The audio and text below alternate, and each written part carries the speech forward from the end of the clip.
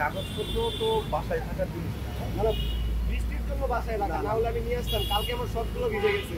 আপনি একটু আপনারা ওয়েদারটা স্যাক্রিফাইস করুন। আজকে আপনার যখন আপনার কাগজপত্রগুলো থাকবে না, আপনার মুখ ছবিটাও বাঁচে থাকে, আপনার ওই ম্যানেজমেন্টে চলবে কিছু করার নেই। ঠিক আছে, বাট আপনাদের একটু স্যাক্রিফাইস করেন, কারণ ওয়েদারটা তো এরকম আজকে। আমার গতকালকে কাগজগুলো ভিজে গেছে, আমার টেক্সটাইলটা ভিজে গেছে। আমি আজকে যদি নিয়ে আসি আবার ভিজে নষ্ট হয়ে যাবে। আপনি ঠিক আছে, আপনি হেলমেট রেখে নিজে ভিজতেছি বাকি গতকালকে ভিজে গেছিল। আমি বলি সত্যি কথা, আপনি একটু বুঝার চেষ্টা করেন। গতকালকে ভিজে গেছে, তারা ছিল অনেক বাজে গন্ধ হয়ে গেছে হেলমেটের মধ্যে, সেটা আমি করে আসতে পারি না।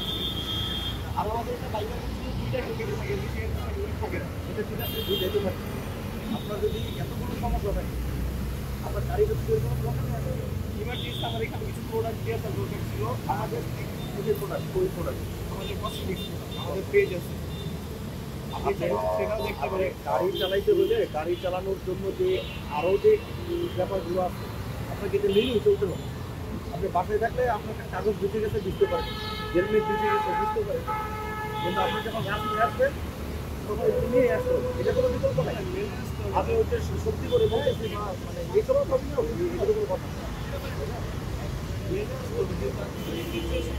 আপনারা স্যাক্রিফাইস করেন, বুঝতে সব সিচুয়েশনে তো স্যাক্রিফাইস করেন। স্যাক্রিফাইস কথাটা হচ্ছে সিচুয়েশন থেকে।